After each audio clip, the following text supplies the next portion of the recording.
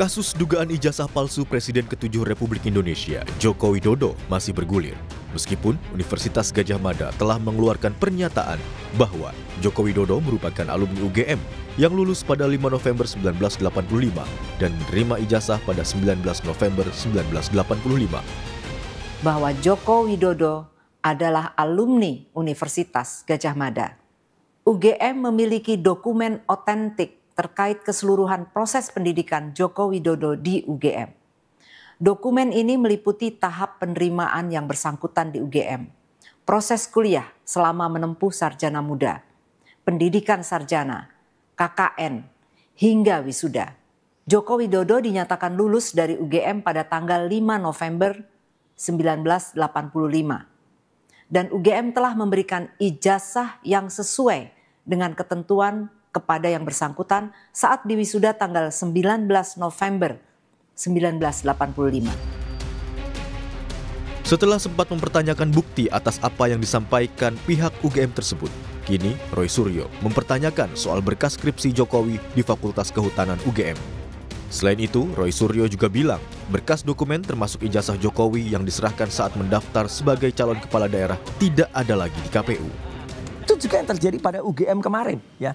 UGM kemarin dalam statementnya dalam podcast yang 35 menit itu ya 34 menit sekian itu kan menyatakan semua berkasnya diberikan semua sampai nggak ada semua di UGM.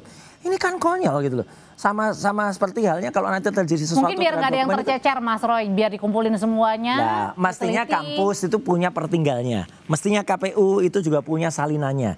Apalagi itu kan cuma fotokopi. Apa sih salahnya memfotokopi? Sekarang nyari ke KPU Solo, ke Jakarta juga, nggak ada. KPU Jakarta nggak ada. Dengan alasan? Dengan alasan katanya sudah disita oleh kepolisian. Oke.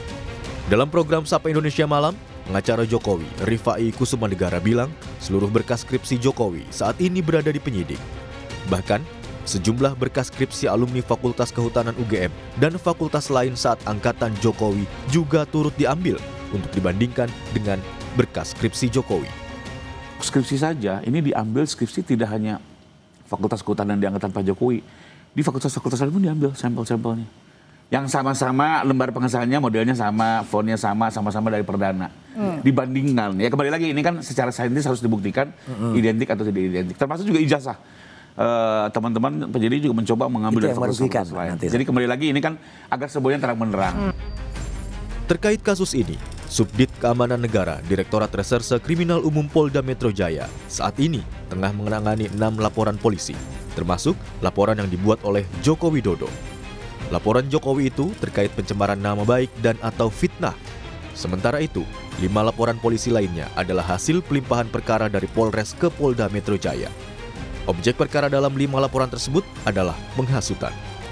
Tim Liputan, Kompas TV.